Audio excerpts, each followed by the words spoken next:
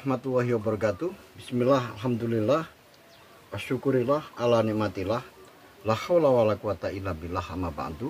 Ketemu kembali dengan Kilamu Putra. Salam budaya warisan Nusantara.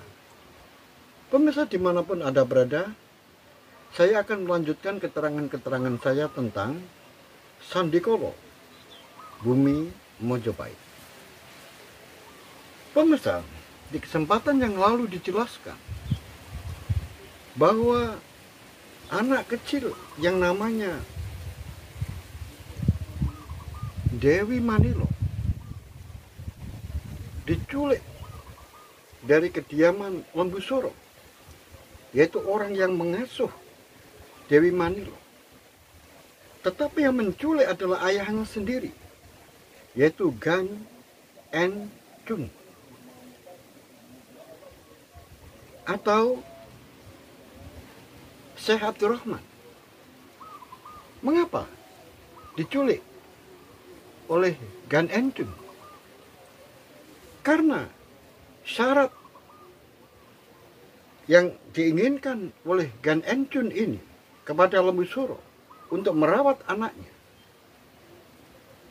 haruslah Lembu Soro dan keluarganya harus menjadi orang yang memeluk agama Islam. Karena Gan Encun tidak menginginkan anaknya dirawat oleh orang yang beragama Hindu atau agama lain. Tetapi Lembu Soro menolaknya dengan alasan hal itu melanggar Tripakso, yaitu melanggar Undang-Undang Mojopahit tentang agama. Oleh sebab itu, tidak ada jalan lain yang harus ditempuh oleh Gan Encun untuk mengambil anaknya, terkecuali dengan cara diculiknya atau diambil secara paksa, kemudian dibawa ke Tuban. Pemirsa dimanapun Anda berada,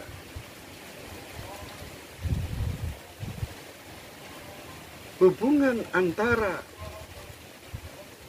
Haryo Adikoro sebagai Adipati Tuban yang terus terang saja mengagumi kecerdasan dan kepandaian dari menantunya, yaitu Gan Encun atau Syekh Abdurrahman,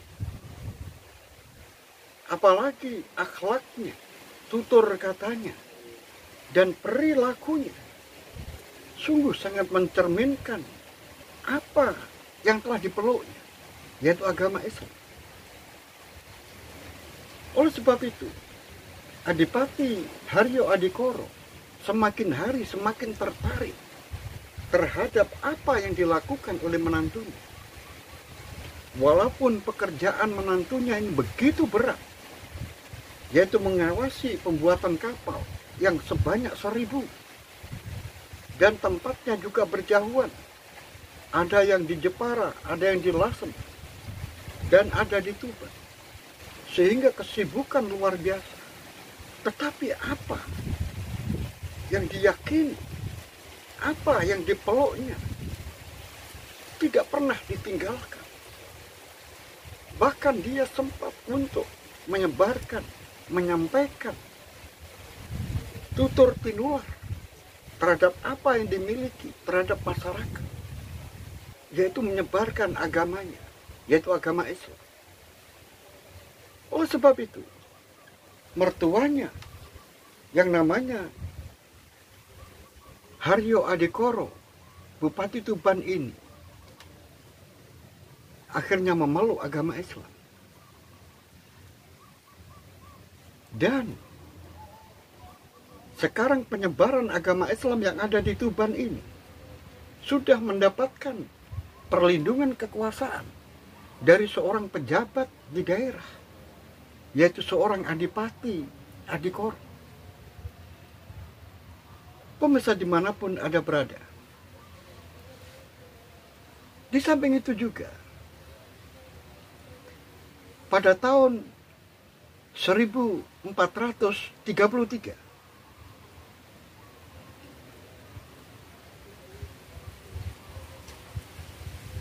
ada berita penting dari Cina bahwa Laksamana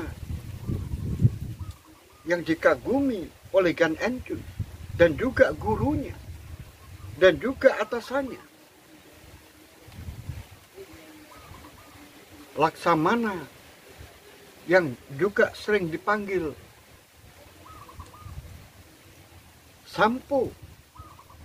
Sampotong.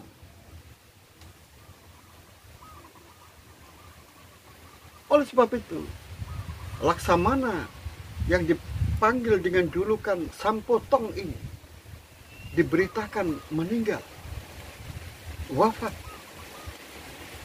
Tentu saja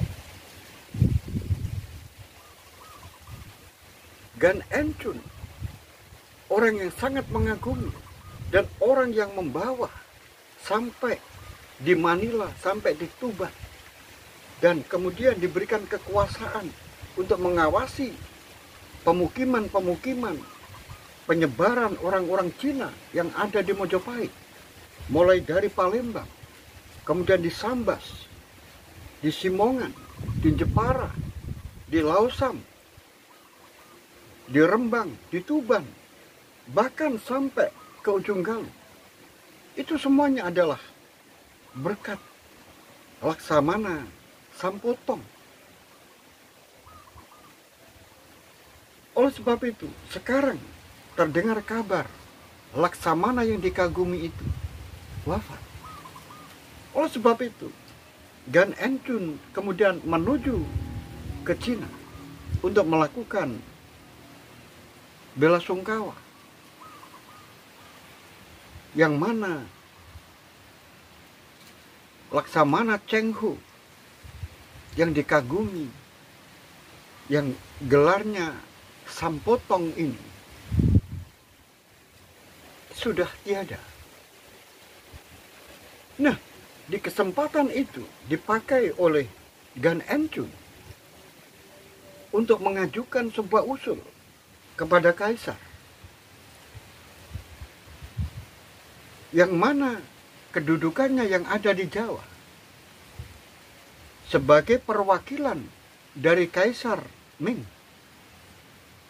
kedudukannya sebagai perwakilan orang-orang Cina yang ada di Mojopahit.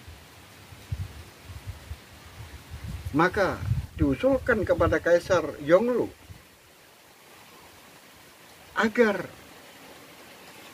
di dalam urutan kekuasaan dirinya yang ada di Mojopahit itu harus langsung ke kaisar, tidak melalui negara Campa, sehingga pengawasan dan kebijakan-kebijakan dari Cina ke Mojopahit ini tidak turun ke Campa dulu kemudian ke Mojopahit, tetapi sebaiknya langsung dari Cina, dari kaisar langsung menuju ke Mojopahit.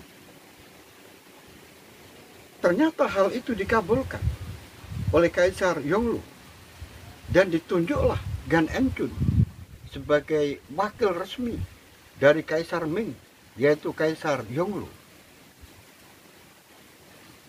Sehingga sekarang kekuasaan dari Gan Enchun ini sudah semakin tinggi, karena secara resmi dia bukan lagi perwakilan bagian dari negara Cina, tetapi dirinya adalah wakil raja Cina yang ditaruh di kerajaan Mojopahit untuk mengawasi Palembang, mengawasi Sambas, mengawasi Semarang, mengawasi Jepara, mengawasi Rembang, Lasem, Tuban, kemudian ujung Galuh, sampai masuk ke selatan, yaitu sampai ke Bangil. Ini sungguh luar biasa kekuasaan dari Gan Enchun ini. Oleh sebab itu, setelah dari Cina dia pulang Maka dia bersama istrinya dan bersama anaknya, setelah berpamitan dengan mertuanya, yaitu Adipati Tuban Haryo Adikoro, maka sekarang dia memusatkan diri berada di laut. Pemirsa dimanapun Anda berada, yang menjadi pertanyaan adalah, mengapa Gan Engcu atau Syekh Abdurrahman ini kemudian sepulang dari Cina, kemudian tiba-tiba dia pindah menuju ke Lasem. Pemirsa dimanapun Anda berada, ini merupakan salah satu strategi syiar Islam yang digagas oleh Gan Engcu ketika di Champa. Setelah Gan Engcu atau Syekh Abdurrahman ini menyelesaikan, yaitu untuk mengucapkan bela sungkawa pada keluarga Laksamana Cheng Hu, akhirnya dia bertemu dengan Raja Champa. Di dalam pertemuan dengan Raja Champa, akhirnya dibicarakan tentang hal-hal yang berkaitan dengan sebuah kesempatan besar. Karena Mojopahit terikat oleh sebuah perjanjian dengan Cina, yaitu Mojopahit mempunyai kewajiban untuk menjaga ketenangan, ketentraman orang-orang Cina. Nah, hal ini merupakan kesempatan untuk syiar agama Islam. Ternyata gagasan itu sangat disetujui oleh Raja Champa. Oleh sebab itu, Raja Champa mempunyai ide dan gagasan bersama dengan Gan Engcu, yaitu mengirimkan menantunya yang bernama Syekh Ibrahim Al-Akbar.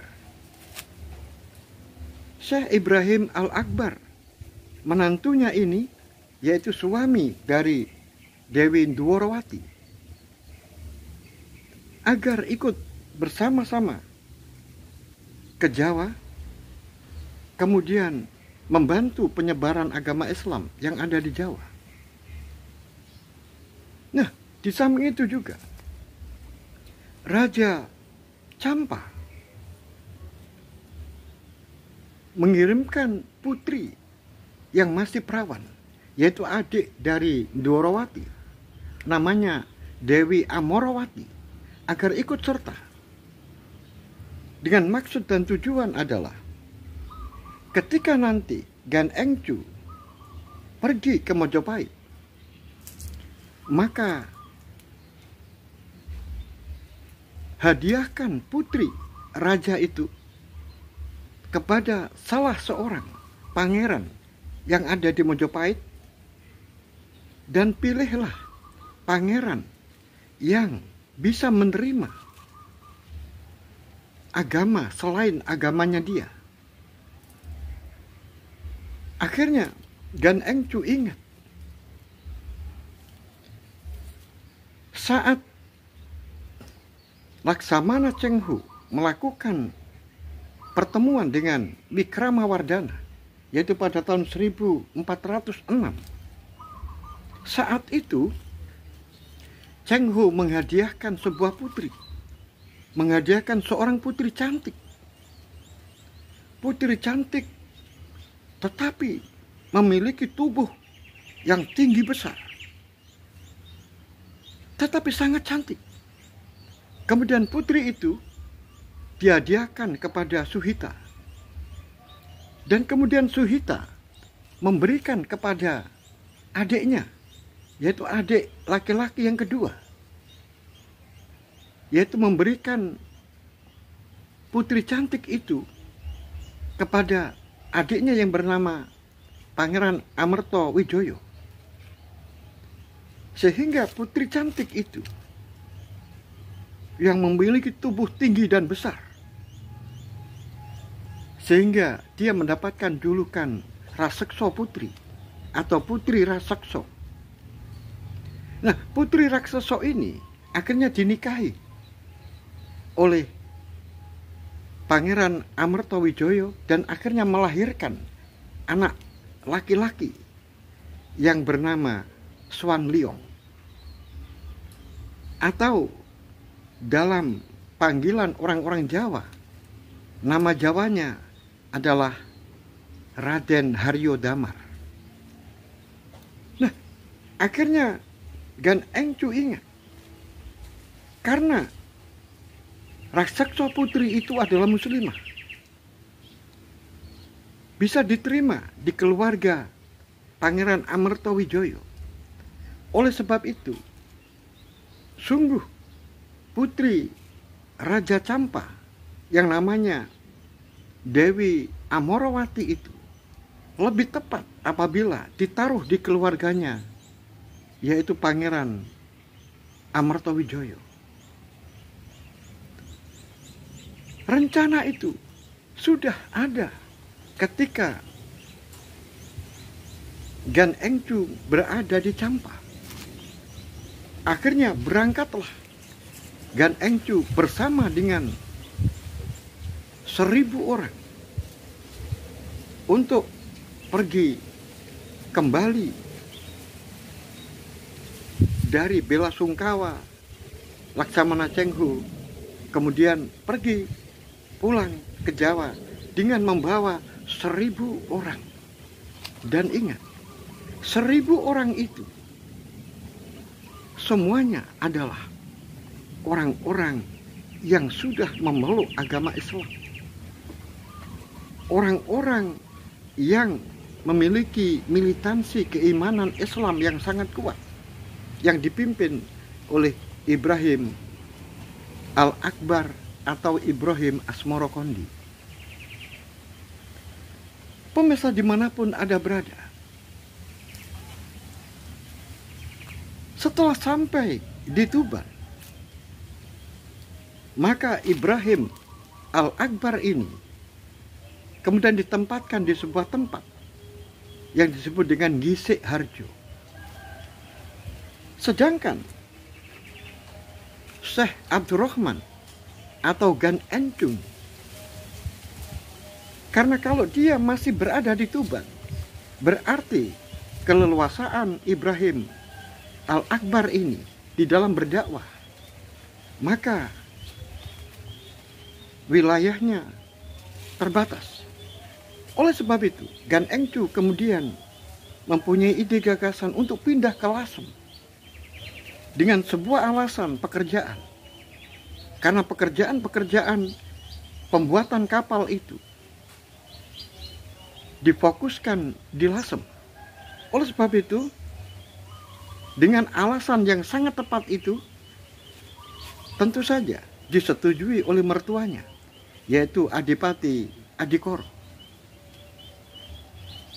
Kebetulan sekali pada waktu itu Adipati Adikoro sudah memeluk agama Islam, sehingga direstui untuk ke Lasem. Apa itu maksudnya Syekh Abdurrahman? Maksudnya adalah, kalau dirinya berada di Lasem, maka jangkauan syiar agama Islam itu bisa didengungkan mulai dari Lasem sampai ke Pati atau sampai ke Jiwono. Sedangkan di Semarang sudah ada adiknya yang namanya Gan Enwan. Gan Enwan ini diberikan tugas untuk syiar agama Islam di samping pembuatan kapal yang ada di Semarang, yaitu dari Semarang bisa ke barat dan juga sampai ke timur, meliputi Pagota sampai ke Pati. Nah, sedangkan Ibrahim Al-Akbar yang berada di Gisik Harjo ini bisa menyebarkan Islam dari Gisi Harjo ke timur, kemudian juga ke Tuban.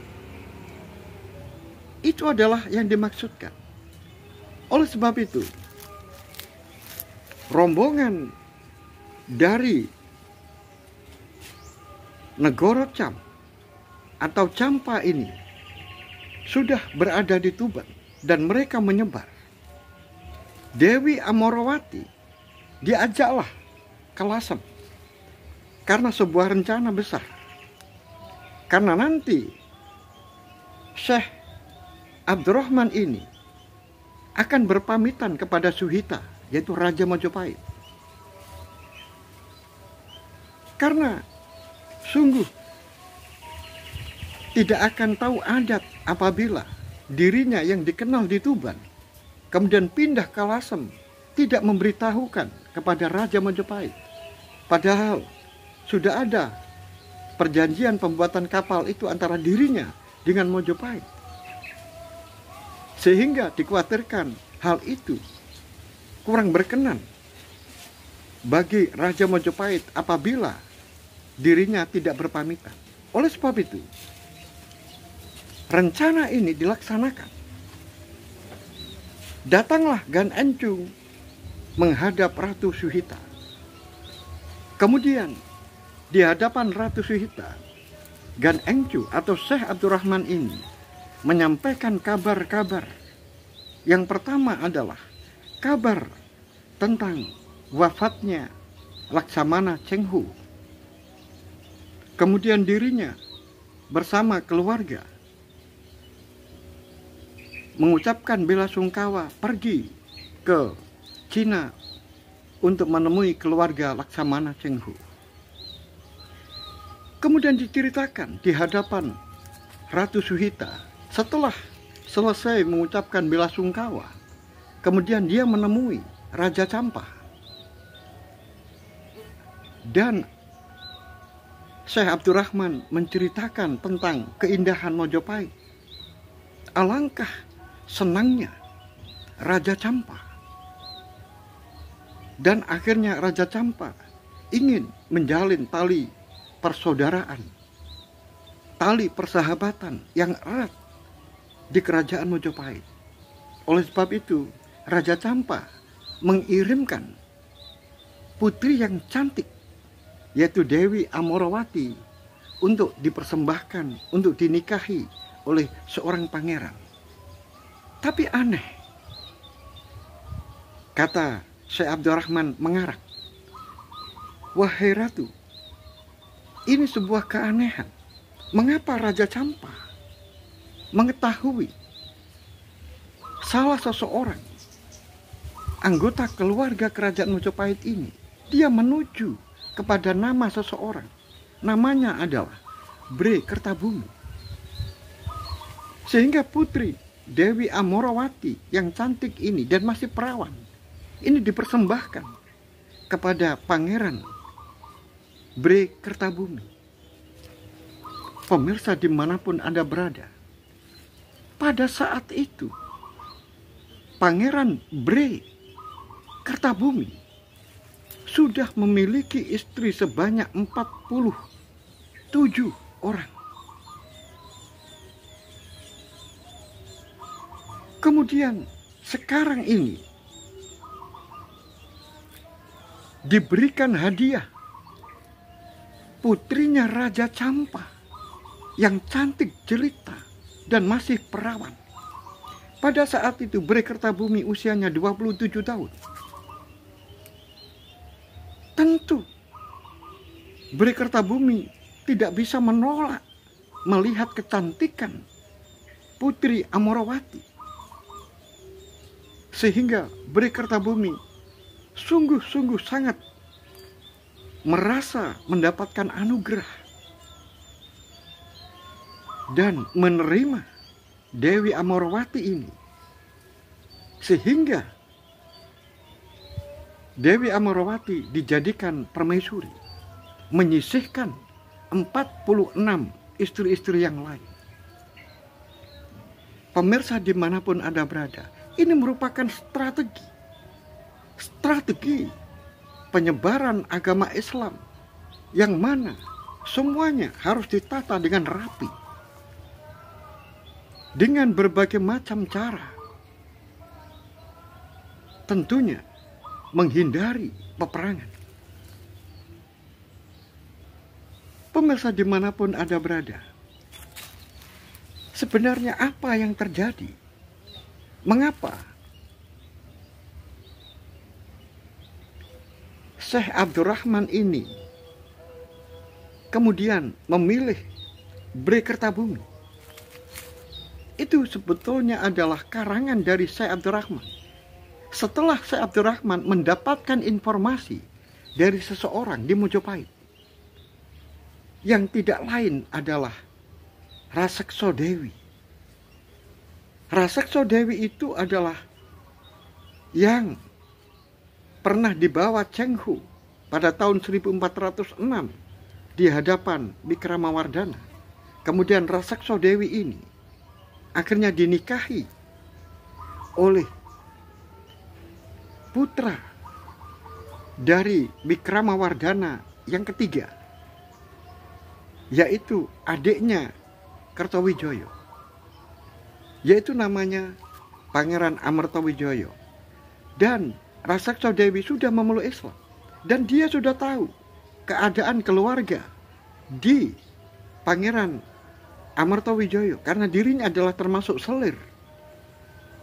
Ternyata Pangeran Amertowijoyo ini bisa menerima agama Islam karena dirinya sudah membuktikan. Oleh sebab itu, masukan dari Dewi Raksasa ini diberikan kepada Gan Engcu agar Dewi Amorawati itu dimasukkan di dalam keluarga dari Pangeran Amertowijoyo, dan orang yang paling tepat dan usianya seimbang yaitu dengan anaknya Pangeran Amertowijoyo yang terakhir, yaitu Bray Kertabumi. Pemirsa dimanapun Anda berada, bagaimanakah kelanjutan cerita ini? Apakah Ibrahim Al-Akbar bisa menyesuaikan diri di dalam syiar agama Islam yang berpusat di Gisi Harjo dan wilayahnya sampai ke Tuban dan ke timur? Oleh sebab itu, ikuti terus cerita ini hingga selesai. Sampai di sini akhirul kalam. Billahi taufiq wal hidayah, waridha wal inayah. Assalamualaikum warahmatullahi wabarakatuh. Salam budaya warisan